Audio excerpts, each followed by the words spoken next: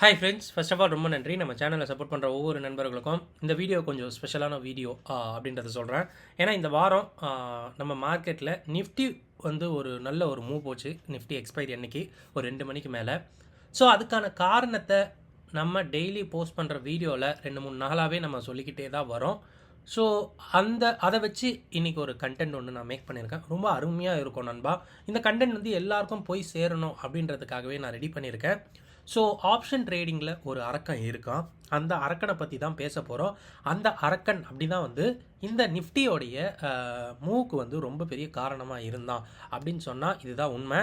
So கண்டிப்பாக இந்த ஒரு கண்டென்ட்டு இல்லைனா நம்ம பேச இருக்கிற இந்த தகவல் யாரும் பேசியிருக்க மாட்டாங்க அப்படின்றது நான் ரொம்பவே நம்புகிறேன். ஓகேங்களா? ஏன்னா இது அந்தளவு வந்து நான் எக்ஸ்பீரியன்ஸ் பண்ண விஷயம், வேறு எதுவுமே இல்லை நண்பா.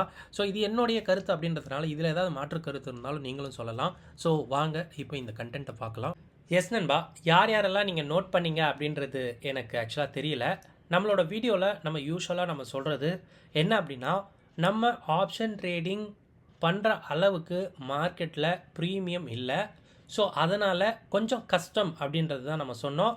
ஸோ லாஸ்ட் வீக்கு நிஃப்டி எக்ஸ்பைரியில் நம்மளுமே வந்து ஒரு 4000 வந்து லாஸ் பண்ணியிருந்தோம். அது எல்லாருக்குமே தெரிஞ்சது. ஸோ அந்த நிஃப்டி எக்ஸ்பைரியில் என்ன தான் அப்படி ஆச்சு? நல்ல வேலை அந்த எக்ஸ்பைரியில். ஸோ நான் அதுக்கு 3 நாள் 4 நாளுக்கு முன்னாடி நானே சொல்லிட்டு இருந்தேன், மார்க்கெட்டில் ப்ரீமியம் இல்லை, ஐவி ரொம்ப கம்மியாகிட்டு வருது, ஸோ ரொம்ப உஷாராக இருக்கணும்னு சொல்லிட்டு இருந்தேன். பட் நான் செவ்வாய்க்கிழமை என்னமோ நான் எட்ஜை வாங்கிட்டேன். ஓகேங்களா? ஸோ அதனால் வரிலாம் கிடையாது. என்னோடய பொசிஷன் வந்து கம்ப்ளீட்டாக டிஃபைன்டாக ரிஸ்க் வந்து வச்சுருந்தது. ஓகேங்களா? ஆனால் இதே நான் அன்றைக்கி போட்ட அதே ஒரு மல்டிபிள் அட்ஜஸ்ட்மெண்ட் ஒரு ஸ்ட்ராட்டஜியை நான் பண்ணும்போது ஒரு 4000 ப்ராஃபிட்டுக்கு என்னால் 2500 தான் வந்து ரிஸ்க் இருந்திருக்கும். நான் நிறைய தடவை போட்டிருக்கேன், அதனால் நான் சொல்கிறேன். பட் அந்த வேலைக்கிழமை நான் அந்த ஸ்ட்ராட்டஜியை நான் வந்து பார்த்திங்கன்னா ஒரு நாளும் ஒரு அட்ஜஸ்ட்மெண்ட், மார்க்கெட் எங்கே போதோ அதுக்கேற்ற டெல்டாவை நான் அட்ஜஸ்ட் பண்ணிக்கிட்டே வரும்போது என்னுடைய ரிவார்டு 4000, அதே மாதிரி என்னோடய ரிஸ்க்கு பார்த்திங்கன்னா 4500 அப்படின்ற மாதிரி மாறிடுச்சு. ஸோ இங்கேவே நான் வந்து புரிஞ்சுக்கிட்டேன், அப்போ மார்க்கெட்டில் நம்ம வச்சுருக்க ரேஞ்சுக்கு நம்ம கொடுக்குற ரிஸ்க் வந்து அதிகம். ஸோ இதை தான் நான் என்னோடய வீடியோவில் ஒரு நாளும் சொல்லிக்கிட்டு இருந்தேன், கொஞ்சம் உஷாராக இருங்க அப்படின்னு சொல்லிட்டு. இந்த வேலைக்கிழமை மார்க்கெட்டு அதிகமாக ஏறினதுக்கான காரணம் இந்த ஒரே ஒரு அரக்கன் மட்டும்தான். அது யாருன்னு பார்த்தீங்கன்னா இந்த ஐவி மட்டும்தான். ஸோ எப்படி சொல்கிறீங்க, இந்த ஐவினால் மட்டும் மார்க்கெட் வந்து ஏறிச்சா, இல்லைனா வந்து மார்க்கெட் இந்த மாதிரி பெருசாக பிஹேவ் பண்ணிச்சான்னு கேட்டிங்கன்னா நான் அப்படி சொல்ல வரல. இந்த ஐவி இந்த ஒரு பெரிய மார்க்கெட் மூவை வந்து பார்த்திங்கன்னா நமக்கு முதலே சொல்லலை. வாலட்டிலிட்டி அப்படின்னா ஏதோ ஒரு சைடு பெருசாக நகரப்போகுதுன்னு சொல்கிறது தான் இந்த ஐவி. பட் இந்த அரக்கன் வந்து நமக்கு சொல்லலை, அதுதான் உண்மை. ஸோ எப்போவுமே ஒன்று புரிஞ்சுக்குங்க, ஆப்ஷன் ப்ரீமியம் வந்து பார்த்திங்கன்னா ப்ரீமியம் தான் மார்க்கெட்டோட மூவை வந்து சொல்லும். ஓகேங்களா? ஸோ மார்க்கெட்டோட மூவும் ரேஞ்சும் வந்து சொல்லும். நம்ம ஆப்ஷன் ட்ரேடிங் மட்டுமே வந்து பார்த்திங்கன்னா ஸ்டாக் மார்க்கெட் இல்லை அப்படின்றத நான் வந்து இங்கே நான் ஒரே ஒரு வேர்டு நான் சொல்லிக்கணும். ஏன்னா அந்த லோவர் ஐவியில் மார்க்கெட்டில் பயம் இல்லைன்னு தெரிஞ்சுக்கிட்ட பெரிய பெரிய எஃப்ஐஎஸ் வந்து பார்த்திங்கன்னா பேஸ்கெட்டில் எல்லா ஸ்டாக்கையும் வாங்க ஆரம்பிச்சிருப்பாங்க. மேபி மியூச்சுவல் ஃபண்டாக கூட இருக்கலாம்.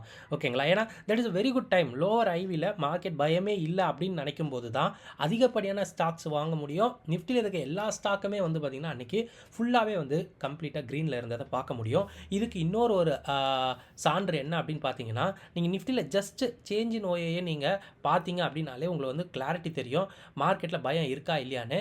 இது வந்து புட்டு சைடோட சேஞ்ச் இன் ஓஏ எங்கேயுமே மார்க்கெட் வந்து பார்த்திங்கன்னா பயம் இல்லை. இன்ஃபேக்ட் சொல்ல போனால் எல்லா ஸ்ட்ரைக்லையுமே செல்லர்ஸ் இருக்கான். பட் கால் ஆப்ஷனில் அப்படி கிடையாது. இந்த மணியில் இருக்கிற கால் ஆப்ஷனில் பாதி பேர் ஓடி போயிட்டாங்க. ஸோ அப்போ இதுக்கு என்ன காரணம்? பயமே மார்க்கெட்டில் இல்லை. அப்போது இந்த ஐவி வந்து என்ன காட்டியிருக்கணும், நமக்கு ப்ரீமியமில் அது வந்து காட்டியிருக்கணும். அது காட்ட தான் செஞ்சுது, இல்லைன்னு சொல்லலை. ஆனால் அது தெளிவாக காட்டுச்சா அப்படின்லாம் கிடையாது. ஏன்னா இந்த ப்ரீமியத்தோடைய கேரக்டரிஸ்டிக்ஸை நீங்கள் படிச்சிங்கன்னா தெரியும், இந்த ப்ரீமியம் அப்படின்றது டே கணக்கில் தான் குறையும். அதுதான் ஒரு பியூட்டி.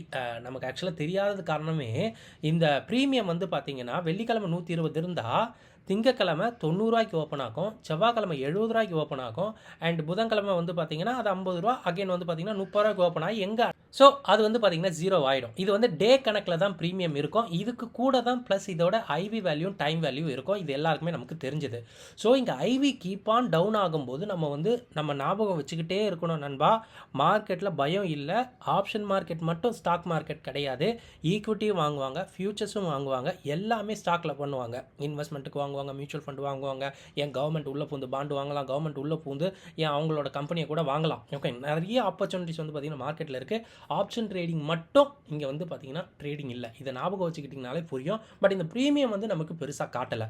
அப்போ இந்த ப்ரீமியம் எப்போ பிரதர் நமக்கு காட்டும் அப்படின்னா, நீங்கள் ஸ்ட்ராட்டஜி போடும்போது தான், அதாவது ஹெட்ஜிங் ஸ்ட்ராட்டஜிக்கு போடும்போது தான் நமக்கு தெரியும் இந்த ஐவி இருக்கா இல்லையா, இல்லை இந்த ஐவி எந்த மாதிரி இருக்குது அப்படின்றது நமக்கு தெரியும். ஸோ ரிஸ்க்கு ஏற்றி விடுறதும் ரேஞ்சை கம்மி பண்ணுறதும் இந்த லோவர் ஐவியில் எப்போவுமே நடக்கிறது. ஓகேங்களா? ஸோ இது எப்படி பார்க்கணும் அப்படின்னா, நீங்கள் அட் த மணியோ இல்லை அதுக்கு பக்கத்தில் இருக்க ஸ்ட்ரைக்கே வாங்கிட்டு ஒரு 100-200 பாயிண்ட் அங்கிட்டு இருக்க ஒரு ஸ்ட்ரைக் வந்து விற்று விட்டுருங்க. நான் நிறைய வீடியோவில் சொல்கிறது தான். இப்படி பார்க்கும்போது நமக்கு எந்த அளவு டெபிட் இருக்குன்னு தெரியும். ஸோ கால் சைடும் பண்ணுங்கள், அதே மாதிரி புட் சைடும் பண்ணுங்கள். சேம் ஈக்குவல் ரேஞ்சை வச்சு பண்ணுங்கள்.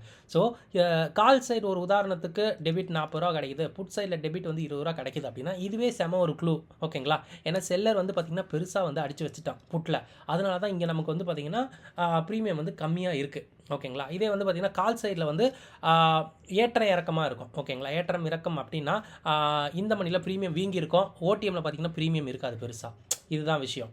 இது ஒன்று புரிஞ்சுக்குங்க. அண்ட் இந்த ஐவியை பற்றி சொல்லணும் அப்படின்னா, ஓகே இந்த வீடியோவில் நான் சொல்லலாம் அப்படின்றது தான். ஸோ நான் டெய்லி வீடியோவில் சொல்லுவேன், எந்த இடம் ப்ரிஃபரன்சபிளாக ஐவி கீப் ஆன் குறையுதுன்னு பாருங்கள். ஆக்சுவலாக அங்கே தான் மார்க்கெட் வந்து பார்த்திங்கன்னா ட்ரைவ் பண்ணும். ஓகேங்களா? இப்போ எந்த நியூஸும் இல்லை, எனக்கு தெரிஞ்சு வர வாரம் இல்லாமல் அதுக்கு அடுத்த வாரம் தான் ஃபெட் ஈவெண்ட்டு.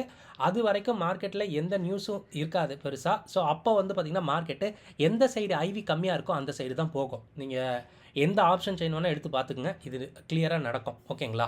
அப்போது நீங்கள் பார்த்தீங்கன்னா புட்டில் போக போக போக போக ஐவி அதிகமாகிறத பார்க்க முடியுது. ஐவினா ஒன்றும் இல்லைங்க, கரண்ட் ஐவி 9.6. அப்போது மார்க்கெட் வந்து கீழே போகும்போது, ஸோ மார்க்கெட் கீழே போக போக போக போக ஐவி வந்து பிக்கப் ஆகிறத பார்க்க முடியும். ஓகேங்களா? அப்போ நீங்கள் இங்கே பார்த்தீங்கனாலே தெரியும், 9.6 இருந்தது, ஒரு 200 பாயிண்ட் கீழே விழுந்தாலே அது வந்து 10.1ன்னு மாறுது. அப்போ ஐவி இன்க்ரீஸ் ஆகுது. இதே 9.6 இருக்கிறது ஒரு 200 பாயிண்ட் மேலே போனதும் 9.2 பயம் கம்மியாகிற பக்கம் போகுது அப்படின்னா இன்னுமே மார்க்கெட்டில் கேஷ் போடுறவங்க அதிகமாக இருப்பாங்க. இங்கே நான் ஆப்ஷன் ட்ரேடிங் மட்டும் சொல்லலை, ஞாபகம் வச்சுக்கோங்க.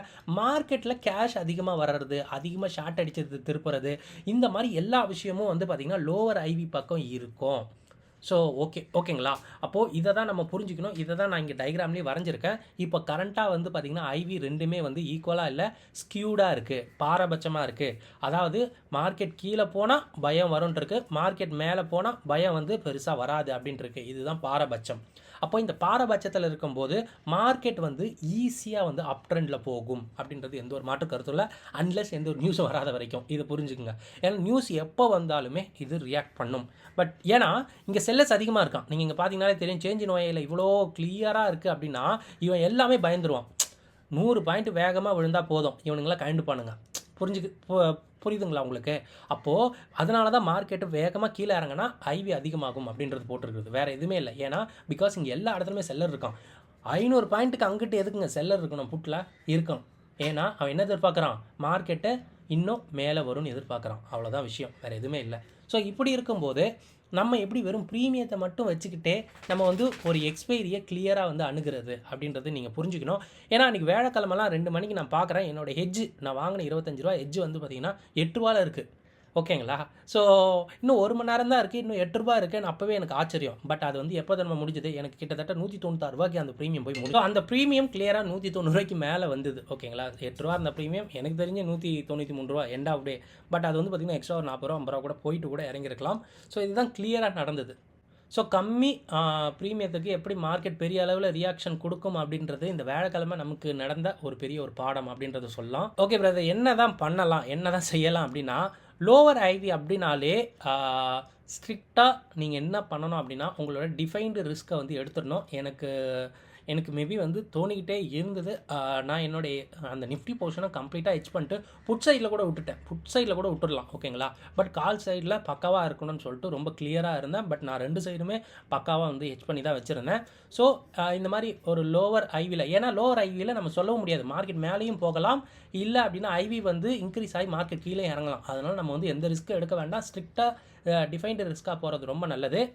அண்ட் இந்த மாதிரி டைமில் அது மட்டும்தான் நண்பா காப்பாற்றும், வேறு எதுவுமே காப்பாற்றாது. ஏன்னா அது வந்து ஒரு 10-15 நிமிஷத்துலேயே மார்க்கெட்டு ஒரு 200 பாயிண்ட் ஏறும்போது உங்களால் ஏதாவது ஒரு செல்லிங் தவறுதலாக ஓப்பனாக இருந்தது அப்படின்னா காப்பாற்றவே முடியாது அப்படின்றது மட்டும் நான் சொல்லிக்கிறேன்.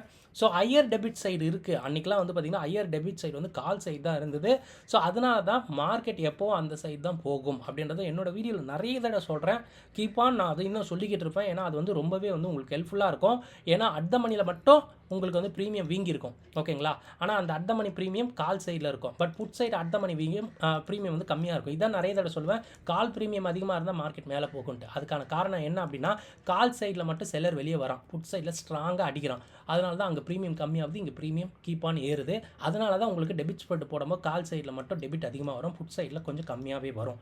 ஸோ கால் சைடில் ஐவி இல்லை அப்படின்றதுனால மார்க்கெட் அந்த சைடு போக வாய்ப்பு ரொம்ப ரொம்ப ரொம்ப அதிகம், ஓகேங்களா? ஸோ இந்த ஒரு அரக்கன் அப்படின்னா, இந்த ஒரு ஐவியை பற்றி நம்ம தெரிஞ்சுக்கணும் அப்படின்னா இதை தான் நம்ம படித்தாகணும், இதுதான் நம்ம புரிஞ்சுக்கிட்டாகணும். இந்த ஸ்கியூவை பற்றி தெரிஞ்சாகணும். கம்ப்ளீட்டாக இப்போ வந்து பார்த்திங்கன்னா புட் சைடில் பயம், மார்க்கெட் கீழே விழுந்தால் வரும் அப்படின்ட்டுருக்கு. பட் மார்க்கெட் கம்ஃபர்டபுளாக வந்து பார்த்திங்கன்னா மேலே போகிற மாதிரி தான் இருக்குது. பிகாஸ் எந்த ஒரு நியூஸும் பக்கத்தில் இல்லை அப்படின்றதுனால கொஞ்சம் கொஞ்சமாக மார்க்கெட்டை மேலே ஏற்ற பார்க்குறாங்க அப்படின்றது மட்டும் புரிஞ்சுங்க. இதுதான் மார்க்கெட்டில் நடந்தது. ஸோ ஆப்ஷன் ட்ரேடிங் மட்டுமே ஸ்டாக் மார்க்கெட் ட்ரேடிங் கிடையாது, இதையும் புரிஞ்சுக்குங்க. மியூச்சுவல் ஃபண்ட்ஸ்காரங்க பணம் இறக்குறாங்க, எஃப்ஐஎஸ் பணம் இறக்குறாங்க அப்படின்னா மார்க்கெட் வந்து பிச்சுட்டு தான் போகும். ப்ரீமியம் இங்கே ஒரு பொருட்டே இல்லை அப்படின்றது மட்டும் இந்த ஒரு வீடியோவில் நான் சொல்ல விருப்பப்பட்டேன். அவ்வளோதான் நண்பா. ஸோ கண்டிப்பாக இந்த ஒரு வீடியோ உங்களுக்கு ரொம்ப ஹெல்ப்ஃபுல்லாக இருந்திருக்கும்னு நினைக்கிறேன். இந்த வீடியோ பார்த்ததுக்கு ரொம்ப நன்றி. தேங்க்யூ. ஜெய் ஹிந்த்.